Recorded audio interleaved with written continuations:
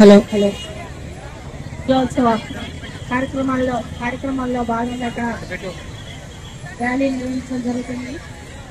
ఈ కార్యక్రమానికి హాజరైన అందరికీ ప్రత్యేక ధన్యవాదాలు. మన ప్రభుత్వం ఏర్పడి సంవత్సరం అవుతుంది.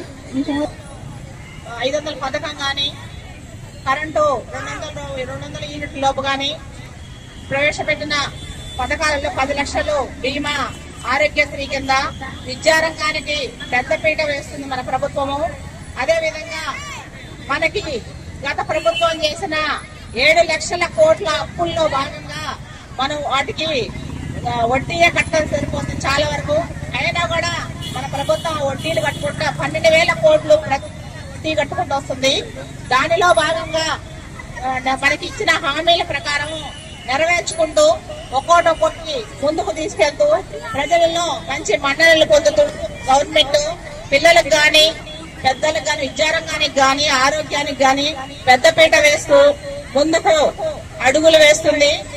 అందరూ దీనిలో భాగంగా వ్యవసాయ రంగంలో కూడా ఒక్కసారే 2 లక్షల రుణమాఫీ చేసిన ప్రభుత్వం మన ఈ గవర్నమెంట్ కే దక్కింది. ప్రతి కింటాకి 500 రూపాయలు బోనస్ గా ఇవ్వడం కూడా ఏ రాష్ట్రంలోనూ జరగని విధంగా మన తెలంగాణ రాష్ట్రంలో జరిగింది. అందుకు వ్యవసాయదారులందరూ అంతా చాలా ఆనందంగా ఉన్నారు. ఈ గవర్నమెంట్ లో ఈ ప్రభుత్వం ఏర్పాటు చేసిన గవర్నమెంట్ ను ప్రజాపాలన పెట్టి ప్రజల ముందుకు వచ్చింది. ప్రజల్లో ఏ సమస్యలు ఉన్నా కూడా ఒక్కొక్కటి తీర్చుకుంటూ ముందుకు వెళ్తుంది.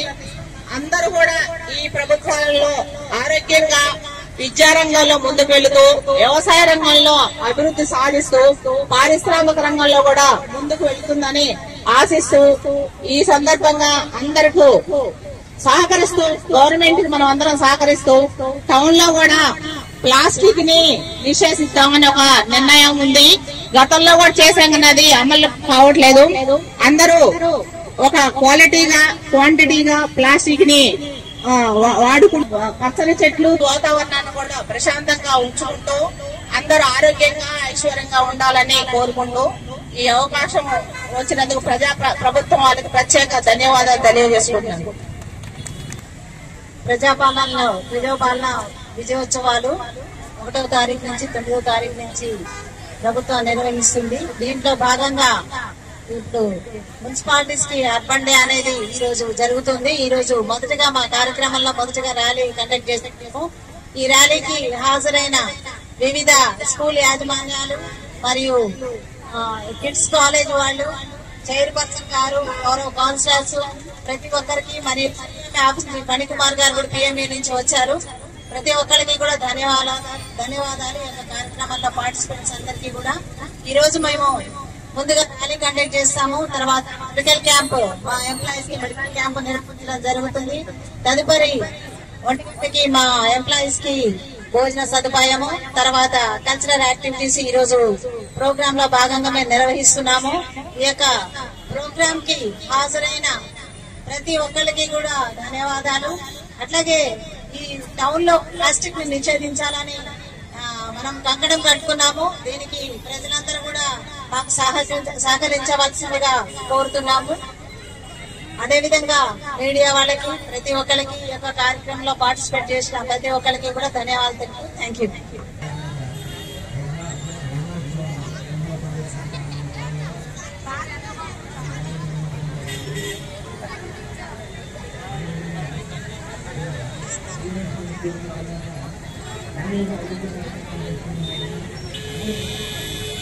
జరిగిన అభివృద్ధి ఈ సంవత్సర కాలంలో జరిగింది.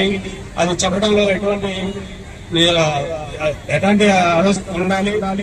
అదే విధంగా అన్ని రంగాల్లో అభివృద్ధి చెంది ముందుకు పోవాలని కోరుకుంటూ ఇక్కడ వచ్చేసినటువంటి విద్యార్థులకు, స్కూల్ యజమాని వారికి, మా తోటి కౌన్సిలర్లకు హృదయపూర్వక ధన్యవాదాలు. విద్యారంగంలో సమూలమైన మార్పులు తీసుకొచ్చి అందరికీ నాణ్యమైనటువంటి, సౌకర్యవంతమైనటువంటి విద్య అందించడానికి ప్రభుత్వం కృషి చేస్తుంది.